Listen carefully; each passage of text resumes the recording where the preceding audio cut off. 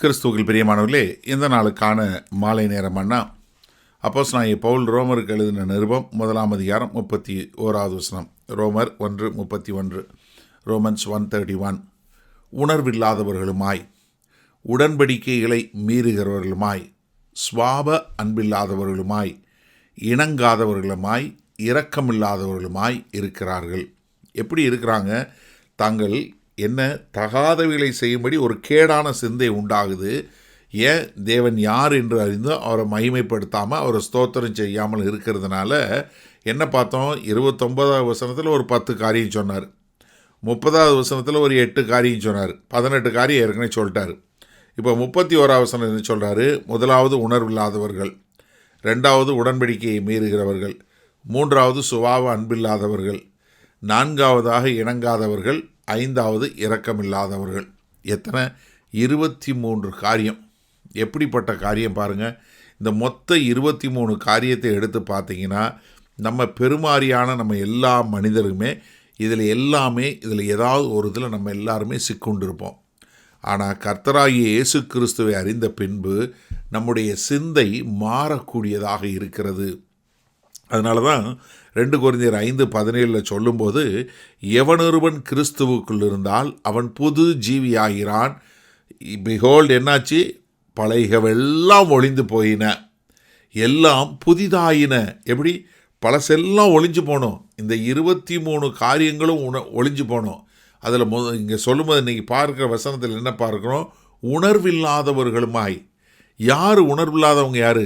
செத்தவனுக்கு தான் உணர்வு இருக்காது. ஏன்னா இப்போ உங்களை கில்லுனா உங்களுக்கு வலிக்குமா? உங்களை குத்துனா உங்களுக்கு வலிக்குமா? உங்களை அடித்தா உங்களுக்கு வலிக்குமா? ஏன்? எல்லாமே நீங்கள் உங்களுடைய உணர்வுகள் எல்லாமே என்ன இருக்குது? ஜீவனோடு இருக்கும்போது இருக்கிறது. ஆனால் அவங்க என்ன? ஆவியில் மரித்தவர்களாய் போனதுனால அவங்களுடைய இருதயத்தை அது என்ன பண்ணாது? ஒன்றுமே பண்ணாது. ஏன்னா ரோமர் 7வது அதிகாரம் நம்ம பார்க்கும்போது பார்ப்போம். அப்போஸ்தலனாகிய பவுல் சொல்கிறாரு, நான் செய்யக்கூடாதுன்னு நினைக்கிறத செய்கிறேன், செய்யணும்னு நினைக்கிறத செய்யாமல் விட்டுறேன், நான் இதில் கிடந்து போராடுகிறேன். இது யாருக்கு வரும் இந்த போராட்டம்? நான் கிறிஸ்துவை பிரியப்படுத்த வேண்டும் என்கிற ஒரு உணர்வு உள்ளவனுக்கு தான் அந்த போராட்டம் வரும். ஏன்னா ஒரு உணர்வு இல்லாதவன் என்ன பண்ணுவான்? பாவம் பண்ணிட்டு சந்தோஷமாக இருப்பான். ஆனால் ஒரு உணர்வு உள்ளவன் என்ன பண்ணுவான்? ஐயோ, நான் தேவனுக்கு மேலாக பேசுகிறேனே, தேவனுக்கு எதிராக காரியம் செய்கிறேங்களே. ஏன்னா 2வது காரியம் சொல்லும்போது என்ன சொல்கிறாரு? உடன்படிக்கையை மீறுகிறவர்கள். இவர்கள் என்ன? உடன்படிக்கையை மீறக்கூடியவங்க, கர்த்தர் செய்த உடன்படிக்கையை மீறக்கூடியவங்க. 3வது என்ன? சுவாப அன்பில்லாதவர்கள். ஒரு தன்னை போல பிறனையை நேசின்னு சொல்லக்கூடிய கட்டளையை பெற்றவர்கள். ஆனால் அவங்க என்ன? சுவாப அன்பு இல்லை. ஒரு சகோதர சகோதரிகளோட அன்பு இல்லை, கணவன் மனைவி உறவில் அன்பு இல்லை, ஒரு பெற்றோர் பிள்ளைகளுக்குள்ள உறவில் அன்பு இல்லை. இப்படி எங்கேயுமே சுவாப அன்பு இல்லாதவர்களாய், இணங்காதவர்களாய், ஒருவருக்கொருவர் இணக்கமான ஒரு காரியத்தை செய்யக்கூடிய மக்களாய் இல்லாதவர்களாய். அடுத்து என்ன? இரக்கம் பாராட்டாதவர்களாய். தேவனிடமிருந்து நம்ம இரக்கம் பெற்றோம், மற்றவர்கள் நம்ம இரக்கம் காட்டணுமே, அப்படி இரக்கம் இல்லாதவர்களாயும் இருக்கிறார்கள். சரி, இந்த நாளில் இந்த வசனத்தை நம்ம எப்படி எடுத்துக்கொள்வது? அதாவது இந்த மொத்த ஒரு காம்ப்ரிஹென்சிவாக மொத்தமாக எல்லாம் சேர்த்து ஒரு 23 காரியங்களை சொல்லி கொடுத்துட்டாரு. இதுக்கு எல்லாத்துக்கும் காரணம் என்ன? தேவன் அவர்களுடைய கேடான சிந்தைக்கே ஒப்பு கொடுத்துட்டார். ஏன்னா ஒரு மனுஷன் பாவமாக பண்ணிக்கிட்டு இருக்கவனை பார்த்து கர்த்தர் நீ மனம் திரும்பி என்கிட்ட வா அப்படின்னு சொல்லும்போது ஒருத்தன் என்ன பண்ணணும்? தன்னுடைய பாவங்களை விட்டு மனம் திரும்பி கர்த்தர்கிட்ட வந்து சேரணும். ஆனால் இங்கேயோ அவர்கள் அதை செய்யவில்லை. மாறாக என்ன பண்ணுறாங்க? அவங்க போகிற பாதையிலே போகிறாங்க. கர்த்தர் அவங்க போகிற பாதையிலே அனுமதித்து அவர்கள் தங்களுடைய இருதயத்தை இப்படி கேடான சிந்தைக்கு ஒப்பு கொடுத்து அவர்கள் என்ன பண்ணுறாங்க? தேவனுக்கு விரோதமான எல்லா விதமான முரட்டாட்டத்தை செய்யக்கூடியவங்களாக மாறிடுறாங்க. ஆனால் தேவனை அறிந்தவர்கள் என்ன பண்ணுறாங்க?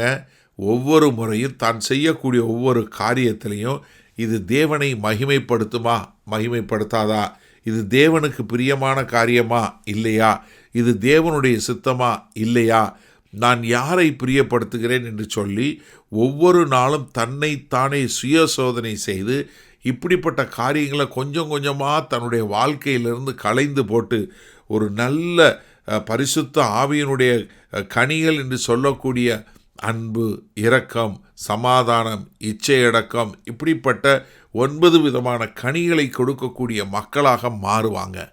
அப்போ எனக்கு அருமையான சகோதரனே சகோதரியே, இந்த நாளில் உங்களை நீங்களே சோதித்து பாருங்கள். நீங்கள் எந்த அளவுக்கு மனம் திரும்பி இருக்கிறீங்க? எவ்வளவு காரியங்கள் உங்கள் வாழ்க்கையில் விட்டு போயிருக்கு? நீங்கள் உங்களுடைய பழைய வாழ்க்கைக்கும் புதிய வாழ்க்கைக்கும் வித்தியாசம் இருக்கிறதா? இன்றைக்கே கர்த்தர்ட்ட கேளுங்க, ஆண்டவரே உம்முடைய கிருபையினால் என்னை கொடுங்க.